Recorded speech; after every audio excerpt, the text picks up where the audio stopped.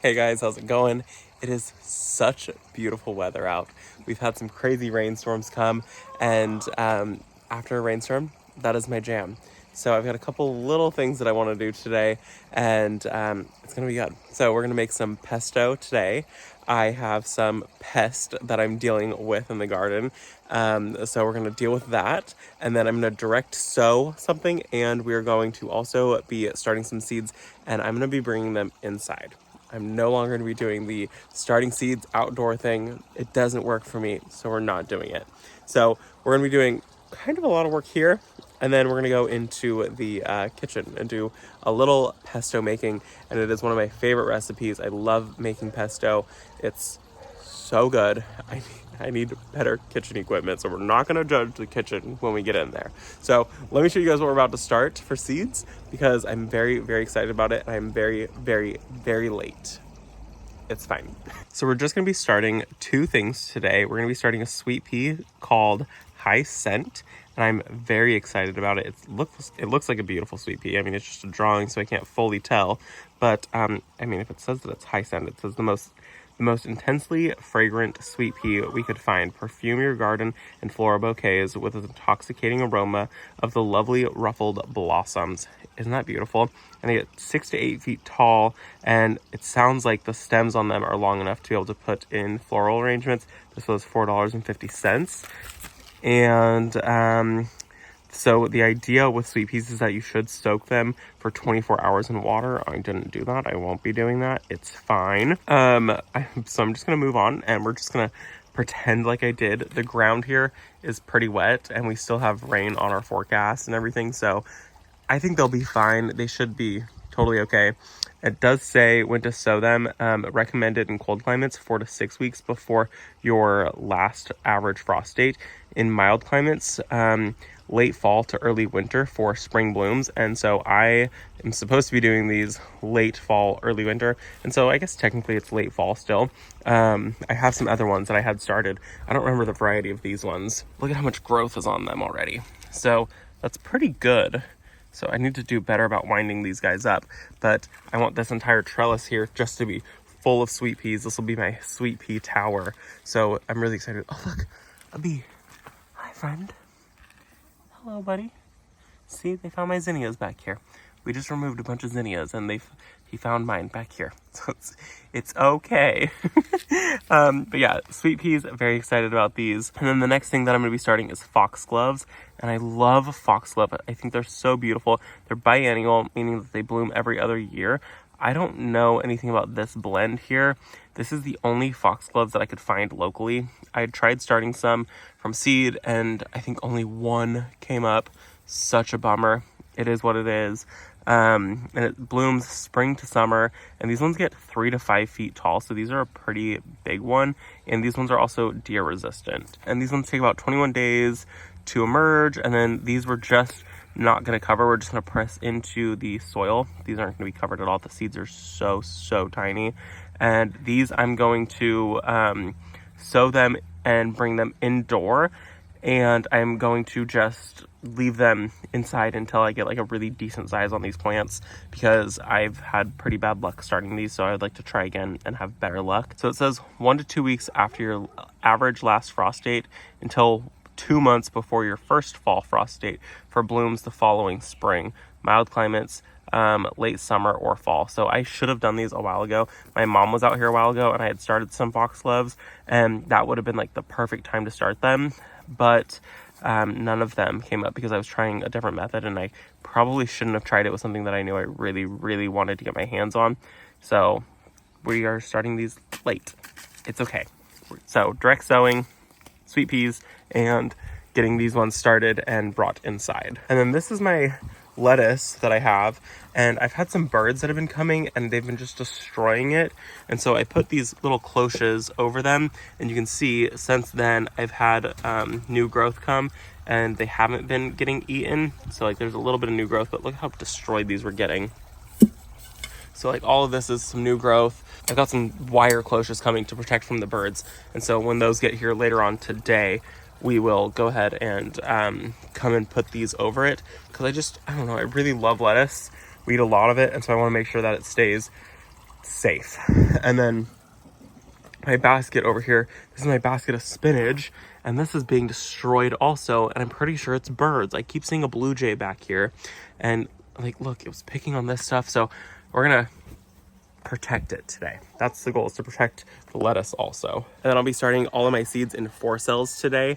These are the Bootstrap ones. I'm not working with Bootstrap anymore. We're taking the rest of the year off. We're gonna pick back up working together at the beginning of the year, but I still use their products whether I'm working with them or not. So we're gonna use the 4 cells. I've come to really, really love the 4 cells because I'm really bad at keeping things watered, and I'm really bad at potting things up. So this buys me a little extra time with watering and with having to pot up. So the 4 cells have become my favorite. I love all of their products. I did my entire cut flower garden with their 72 cell counts. I loved those. Those were fabulous when I was starting a ton of seeds. And then the 6 cells were great too for kind of doing like a little pot up and buying myself a little bit of time. But these, I think, are more my speed. So we're gonna use the 4 cells today to do foxgloves, and I think I'm just gonna do 16 of them. So we'll do 4 of these guys here. Super easy. So let's actually go up to the front because I want to grab a trellis really quickly. Let me show you the basil we're gonna harvest. So this is my basil, and it's had a hard life. So some of it has some bug damage, but a lot of it doesn't. A lot of it is still really, really beautiful, really good. I mean, there's a little bit there, but a lot of it is still really good. And so I'm gonna come through and harvest this basil. I don't remember the variety of this. It smells so good. I bought this one because it said that it didn't flower as quickly, and this one has not flowered except for just very recently it sent up its first bloom spikes. So it's been really nice. It's kind of a spicier basil, and it is variegated, and it has a very intense flavor to it. So you don't need nearly as much as you think that you would need, but it's really been great for pesto. When my mom was here, we made a ton of pesto off of this, and so I would like to do that again. We've been doing a lot of pesto chicken, and it's been delicious. So I would like to come through and harvest all of this, and that's what we were going to make pesto out of today. So I'll show you guys how to do it. It's so easy. So we're gonna go up to the front yard right now because I want to grab a trellis that I have. We're gonna ignore the tarp. There's not a body in there. I want to grab the trellis that I have that was in that container that I just cleared out, because I want to put a tree in that container instead. So we're gonna go ahead and grab that, and I'm gonna put that in the cut flower garden. And look at how the cyclamen look. We've been thoroughly enjoying all of the cyclamen that we put in here, that I put in here. We've been enjoying it so much. It's just really, really pretty. I feel like more would be better. So this is the trellis we're gonna grab. It blew over in the windstorm that we just had, but I thought it would be so pretty back there to have a little white tower. I have 3 towers that are back in the cut flower garden that I built myself. They're okay, but they're brown, and then this one I thought would kind of like stand out. I don't know what I'm gonna grow up. I don't think I'm gonna grow the sweet peas on this one. It might just be a piece that I just kind of like have back there. But it's really pretty, and I got it at a antique fair. And so we're gonna take this and we're gonna go to the back again.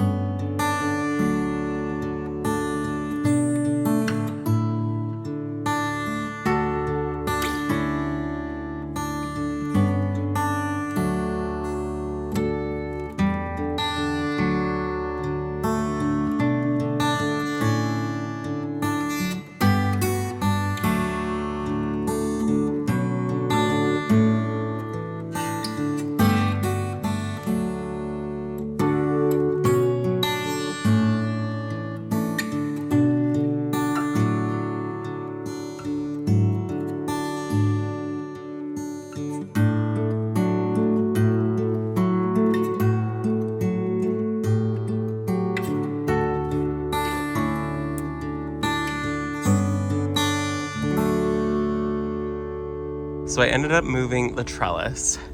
It was there. It was really pretty right there. I kind of liked it because it was like what you first saw. But I have a bunch of nigella growing right there. And so I just kind of moved it to that side. And so I think I'm going to need to figure out how to get like some trellising over on like this side, because this side is very trellis heavy. Also, it's making me really want to paint these white. I really am liking how this one like pops.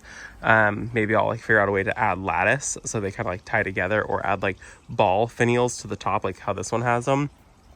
I don't know, something that I can do to like tie them kind of all together. But I did plant the sweet peas down below. I'm growing the sweet peas up there. I said I didn't think I was going to. Turns out I am.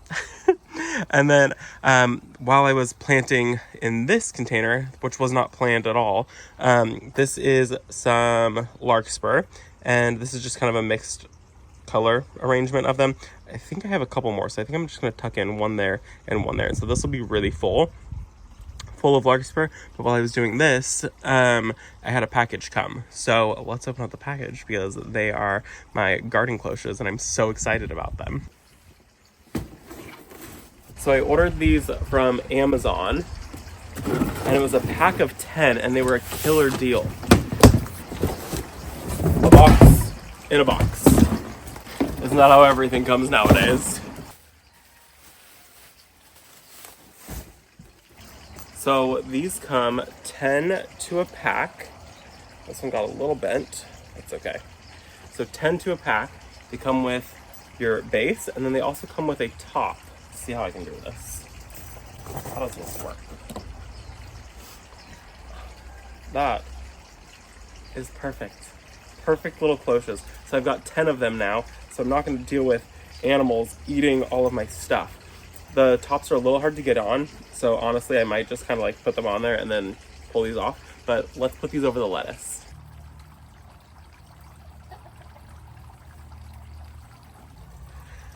So you guys know how I don't space out anything properly. So I think if you space everything out according to how things should be spaced out, which is about that spacing, you could just line these up in little rows and it would be perfect. Like I could do like a whole just row of these in this bed, and they would fit perfectly. They'd be absolutely beautiful, but I don't do things correctly. I fudge the lines a lot because space is limited. So I got 2 of these covered, and I think that that'll be fine. I could probably cover this one because this one's bigger, and I should cover that one. So we're just gonna cover those back 2 because those are the biggest, but super easy. I don't think I'll end up taking the tops off. They're a little finicky to get on, and honestly, this is just super easy. Maybe as things get a little bit bigger, it might be more pain, but this is very handy. And I've been seeing wire cloches, and they're so expensive. These ones were way more affordable. They were cheaper than a 6-pack, and I got 10 of them. So I do think it's worth it. I think they're perfect. They do the job exactly as I needed them to be done. So I'm gonna put one of them in this and try to cover up that.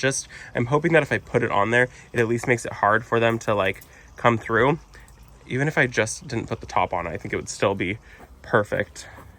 I don't know, at least I can get a couple of these things protected.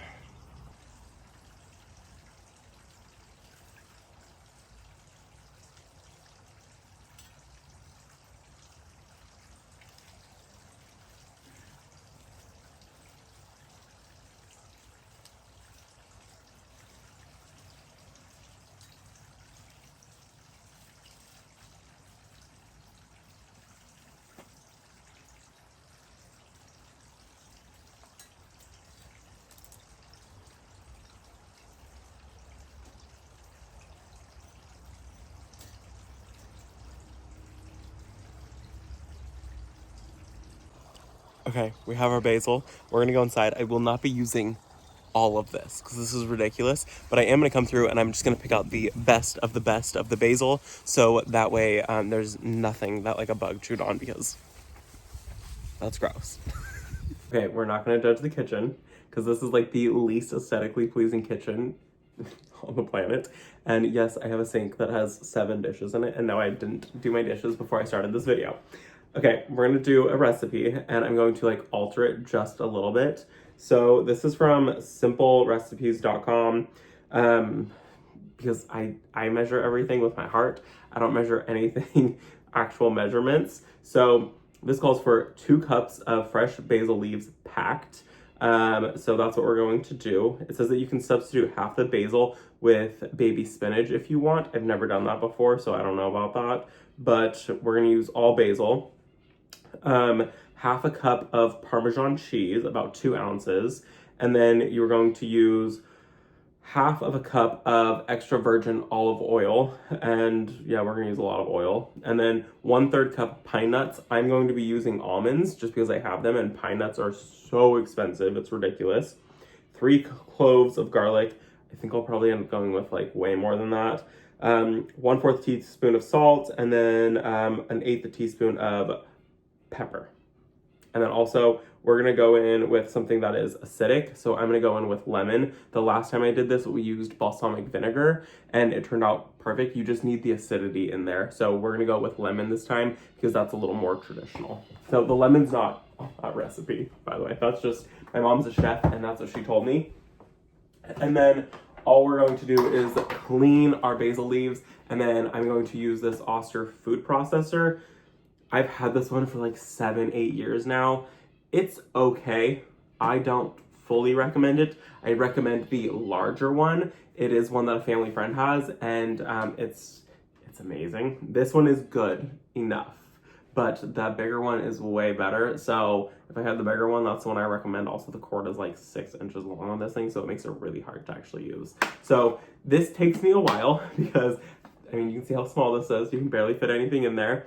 I am going to go through and I'm going to chop up my nuts first because that makes things a little bit easier. So my plan is to pretty much triple this recipe. So it calls 1/3 cup pine nuts. So I'm going with a whole cup of nuts. That's just what we're going to do. It's a lot.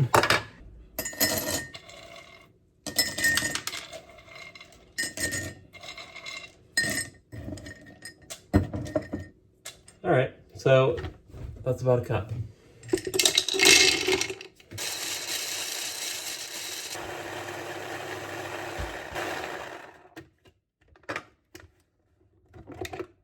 Now that I have the almonds crushed up, I need to go through the basil and I need to find the best of the basil. So I'm just gonna go through anything that has like holes on it. This is gonna get tossed. We don't wanna eat that.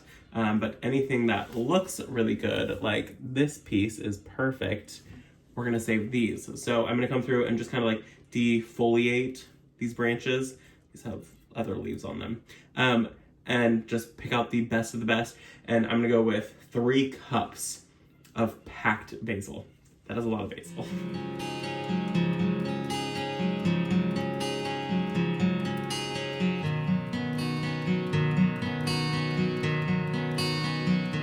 Okay, that took forever. I've got 2 cups packed. I still need to do one more, but I'm gonna just start with 2 because this is a 2-cup measuring cup. So I'm gonna start with a little bit at a time, and I'm just gonna slowly pour in olive oil while I do this. So this is literally just grinding up basically everything together. That's all it is.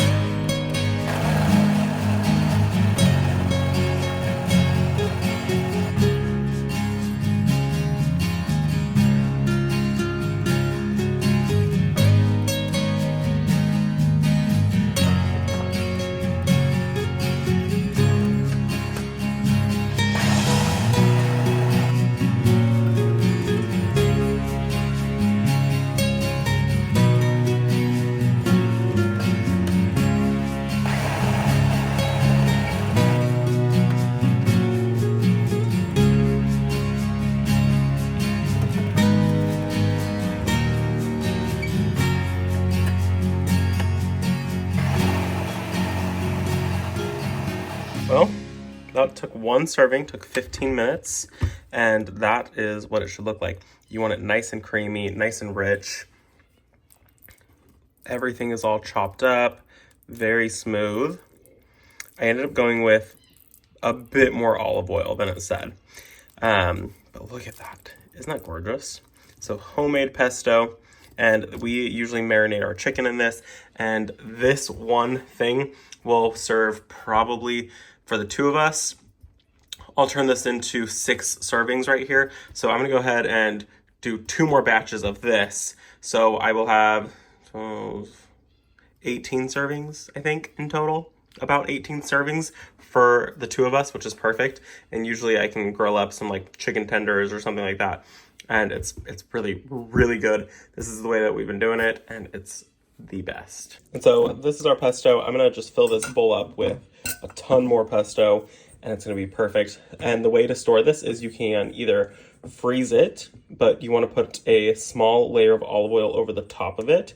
So I will probably end up freezing a good amount of this. So I'll put it in little containers, and then you can freeze it. You can also freeze it in just like a Ziploc baggie, just put a little extra olive oil in there. Or you put it in the fridge, and you can put it in like pretend this is a mason jar, put it all in here, and then you put like 1/4 of an inch. Look at my thumb, it's from peeling.